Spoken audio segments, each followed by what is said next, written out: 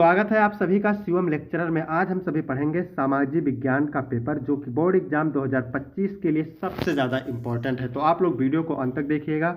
यदि आप वीडियो को पूरा अंत तक देखते हैं तो आपको 70 में 68 अंक लाने से कोई नहीं रोक सकता। 825 जेपी कोड है, यह एक वायरल पेपर है। आपके बोर्ड एग्जाम में 100% पूछा जाएगा। समय 3 घंटे 15 मिनट और पूर्णांक 70 का। चलिए थोड़ा सा निर्देश देखते हैं। इसमें सभी प्रश्न करने अनिवार्य होते हैं, ठीक है। पेपर 2 खंड में होता है, खंड आ और खंड बा। खंड आ में 1 अंक के 20 बहुविकल्पीय प्रश्न होते हैं जिनका उत्तर OMR शीट पर देना होता है, और खंड बा 50 अंक का होता है वर्णात्मक, जिसे आपको कॉपी पे लिखना रहता है, ठीक है। अब सभी लोग वीडियो को लाइक कर देंगे और चैनल पर नए होंगे तो प्लीज़ सभी लोग चैनल को सब्सक्राइब करेंगे, दोस्तों में शेयर करेंगे। चलिए वीडियो को शुरू करते हैं। सबसे पहले खंड आ 20 बहुविकल्पीय प्रश्न। इसमें पहला क्वेश्चन है, जर्मनी के एकीकरण में प्रमुख भूमिका किसकी थी? हिटलर की, बिस्मार्क की, मुसोलिनी की, गैरीबाल्डी की? तो जर्मनी के एकीकरण में, ठीक है, प्रमुख भूमिका थी बिस्मार्क की। बी ऑप्शन से हो जाएगा। चौरी चौरा की घटना का क्या परिणाम हुआ? रॉलेट एक्ट पास हुआ, खिलाफत आंदोलन चलाया गया, साइमन कमीशन भारत आया, असहयोग आंदोलन वापस ले लिया गया? तो चौरी चौरा की घटना का परिणाम था असहयोग आंदोलन वापस ले लिया गया। क्वेश्चन नंबर 3 की बात करेंगे। वर्नाक्यूलर प्रेस एक्ट कब लागू किया गया? 1875, 1878, 1880, 1885? तो वर्नाक्यूलर प्रेस एक्ट लागू किया गया था 1885 में। डी ऑप्शन से हो जाएगा। क्वेश्चन नंबर 4 है, ब्रिटेन में कार्न कानून समाप्त करने का क्या कारण था? कृषि उत्पादों में अधिकता, जनसंख्या में वृद्धि, कार्न आयात पर नियंत्रण, उद्योगपतियों शहरी लोगों का विरोध? तो उद्योगपतियों शहरी लोगों का विरोध ब्रिटेन में कार्न कानून समाप्त करने का प्रमुख कारण था।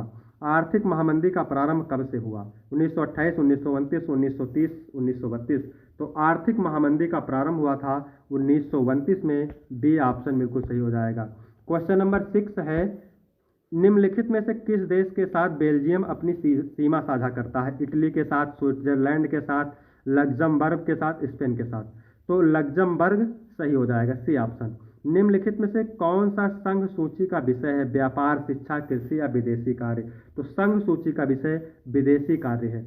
विश्व का सबसे बड़ा लोकतांत्रिक देश? USA, भारत, ग्रेट ब्रिटेन, रूस? तो विश्व का सबसे बड़ा लोकतांत्रिक देश है भारत। बी ऑप्शन सही हो जाएगा। क्वेश्चन नंबर 9 की बात करेंगे। तो क्वेश्चन नंबर 9 है, भारत में लोकतंत्र के प्रति कौन सी चुनौती नहीं है? जातिवाद, असमानता, सांप्रदायिकता, साक्षरता? तो तीनों है, जातिवाद है, असमानता है, सांप्रदायिकता है, साक्षरता नहीं है। बी ऑप्शन सही हो जाएगा। क्वेश्चन नंबर 10 है, निम्नलिखित में से किस देश का विभाजन धर्म तथा जाति के आधार पर हुआ था? बेल्जियम, नीदरलैंड, भारत या इनमें से कोई नहीं? तो भारत सही हो जाएगा। भारत देश का विभाजन धर्म और जाति के आधार पर किया गया था। क्वेश्चन नंबर 11 है, लोकतांत्रिक व्यवस्था उन व्यवस्थाओं से अच्छी है क्योंकि यह सभी नागरिकों में समानता को बढ़ावा देती है, व्यक्ति की गरिमा को बढ़ावा देती है। ए और सी दोनों उपयुक्त में से कोई नहीं। तो लोकतांत्रिक व्यवस्था अन्य व्यवस्थाओं से अच्छी है क्योंकि सभी नागरिकों को समानता को बढ़ावा देती है और व्यक्ति के गरिमा को बढ़ाता है, व्यक्ति के गरिमा को बढ़ाता है। तो सी ऑप्शन से हो जाएगा, ए और सी दोनों। ए और नहीं, ए और बी दोनों, यानी सी ऑप्शन से हो जाएगा, ए और बी रहेगा यहाँ पे, ठीक है। अब बात करते हैं क्वेश्चन नंबर 12 की।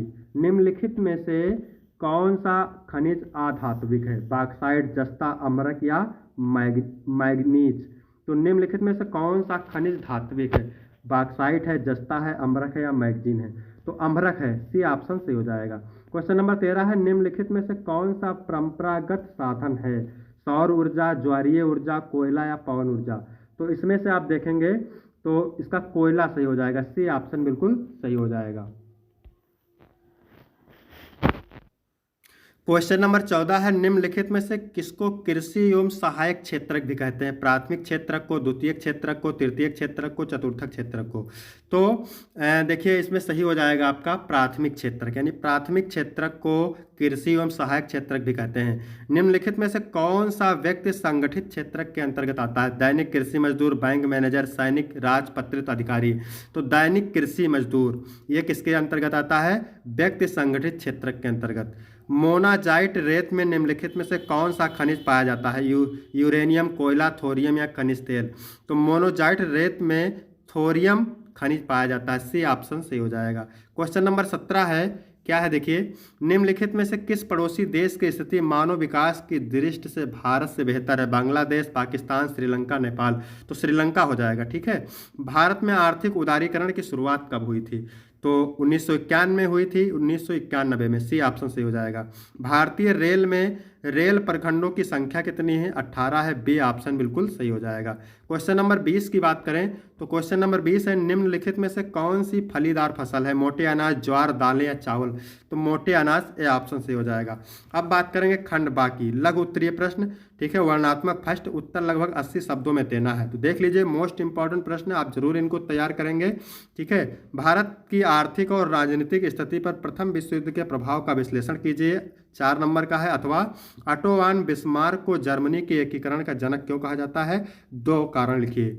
दूसरा है, लोकतंत्र सभी सामाजिक, आर्थिक और राजनीतिक समस्याओं का समाधान करता है, इस कथन की तर्कों सहित पुष्टि कीजिए। अथवा लोकतंत्र एक उत्तरदायी एवं वैध शासन व्यवस्था है, स्पष्ट उल्लेख करें, 4 अंक। फिर है, भारतीय कृषि पर वैश्वीकरण के प्रभाव पर टिप्पणी लिखिए। अथवा तृतीय क्षेत्र का अन्य क्षेत्र से कैसे भिन्न है, उदाहरण सहित समझाइए। इसके बाद क्वेश्चन नंबर 4 है। क्वेश्चन नंबर 4 में है, एक संसाधन के रूप में मिट्टी के महत्व का उल्लेख कीजिए तथा भारत में पाए जाने वाले किन्हीं 2 प्रकार की मिट्टियों का वर्णन कीजिए, 4 नंबर का। अथवा भूमि संसाधन से क्या तात्पर्य है? भूमि संसाधन के कोई 3 महत्व बताइए, 4 अंक का। अब यहाँ पर देखिए, दीर्घ उत्तरीय प्रश्न, वर्णनात्मक 2, उत्तर लगभग 150 अंकों में देना है, 6 अंक का होता है। महात्मा गांधी द्वारा चलाए गए 3 सत्याग्रह आंदोलनों के कारण एवं परिणाम बताइए, 6 अंक का। अथवा असहयोग आंदोलन के कारण में उनके प्रभाव का उल्लेख कीजिए, इसके लिए भी 6 अंक। इसके बाद क्वेश्चन नंबर 6 है, भारत में चुनाव कभी कभी जातियों पर निर्भर करते हैं, क्यों इस स्थिति से छुटकारा पाने के लिए कोई 2 उपाय समझाइए, 6 अंक। अथवा लोकतंत्र शासन एवं अन्य व्यवस्थाओं से बेहतर है, स्पष्ट कीजिए, इसके लिए भी 6 अंक। अथवा विश्व व्यापार संगठन के क्रियाकलापों का वर्णन कीजिए, उपभोक्ता के किन्हीं 3 अधिकारों का वर्णन कीजिए। फिर आगे देखते हैं, क्वेश्चन नंबर 8 है। क्वेश्चन नंबर 8 क्या कह रहा है? भूमि किस प्रकार एक अत्यधिक महत्वपूर्ण प्राकृतिक संसाधन है, इसके महत्वपूर्ण तत्वों का वर्णन कीजिए, 6 अंक। अथवा जैव विविधता क्या है या मानव जीवन के लिए क्यों महत्वपूर्ण, स्पष्ट कीजिए।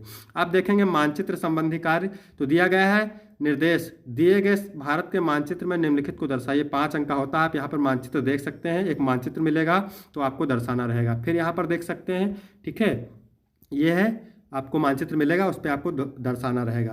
तो वीडियो कैसा लगा? वीडियो अच्छा लगा हो तो वीडियो को लाइक करें और चैनल को सब्सक्राइब करें। धन्यवाद।